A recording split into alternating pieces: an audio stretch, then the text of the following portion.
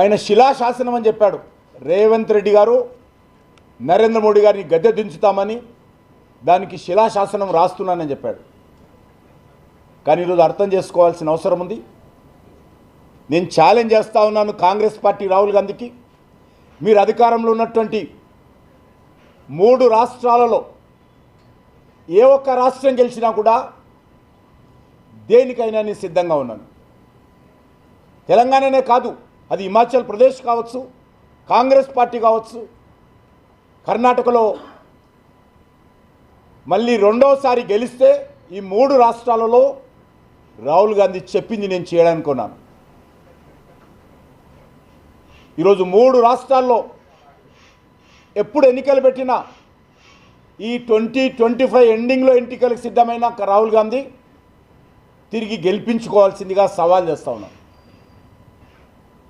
అడ్డంగా ఓడిపోతుంది కాంగ్రెస్ పార్టీ 3 రాష్ట్రాల్లో. ఏ ఒక్క రాష్ట్రంలో కూడా తిరిగి అధికారంలోకి వచ్చేటువంటి పరిస్థితి లేదు కాంగ్రెస్ పార్టీ. వాళ్ళు ఈరోజు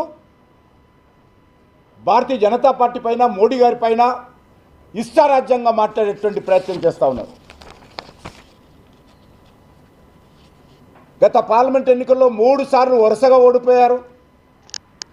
అనేక రాష్ట్రాల్లో అడ్రస్ లేదు. కాంగ్రెస్ పార్టీ 0 పార్టీగా మారిపోయింది అనేక రాష్ట్రాలలో. అలాంటి కాంగ్రెస్ పార్టీ సూర్యుని మీద ఉమ్మినట్లుగా మోడీ గారు విమర్శిస్తున్నారు. సూర్యుడి మీద ఉమ్మేస్తే మీ ముఖాల మీదనే పడుతుంది. మీరే తుడుచుకోవడానికి బట్ట కోసం ఇక్కడక్కడ ఎతకాల్సిన పరిస్థితి వస్తుంది. రాహుల్ గాంధీ అర్థం చేసుకోవాల్సిందిగా కోరుతున్నాను. తెలంగాణ ప్రజలు ఎప్పుడో కాంగ్రెస్ పార్టీకి మరణ శాసనం రాశారు. అవినీతి కాంగ్రెస్ పార్టీకి తెలంగాణలో కూడా మేము పొరపాటు చేశామని ఈరోజు పశ్చాత్తాపడుతున్నటువంటి పరిస్థితి ఉన్నది. నిన్న కాంగ్రెస్ పార్టీ ఢిల్లీలో పెట్టినటువంటి ధర్నా ఒకటి సోనియా కుటుంబాన్ని పొగడడం కోసం,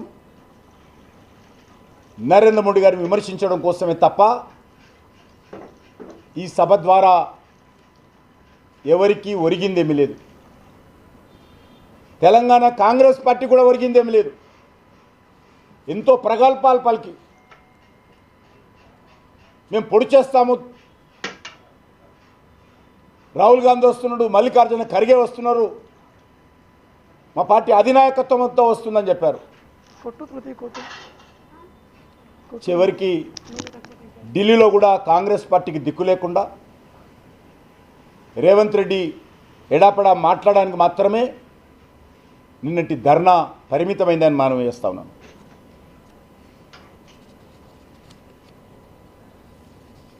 నిన్న 31 నిమిషాల ఉపన్యాసంలో రేవంత్ రెడ్డి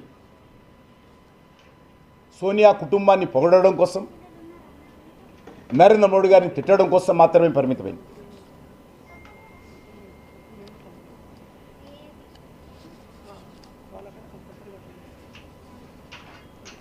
న్యాయబద్ధంగా, చట్టబద్ధంగా న్యాయ నిపుణులతో మాట్లాడి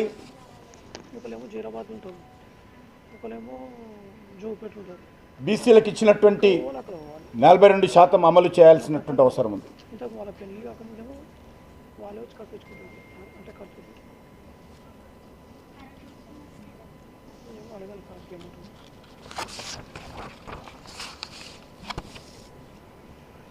రేవంత్ రెడ్డి పాలనలో వైఫల్యం, రాజకీయంగా వైఫల్యం,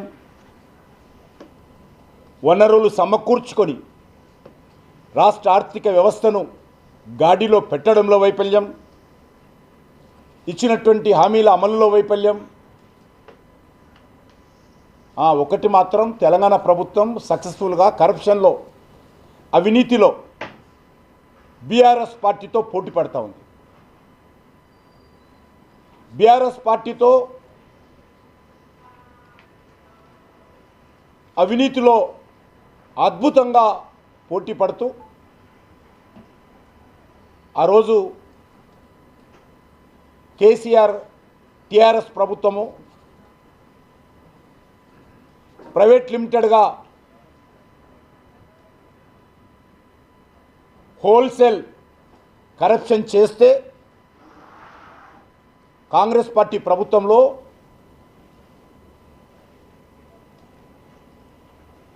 రిటైల్గా ఈరోజు అవినీతి కుంభకోణాలకు పాల్పడుతూ ఉన్నారు.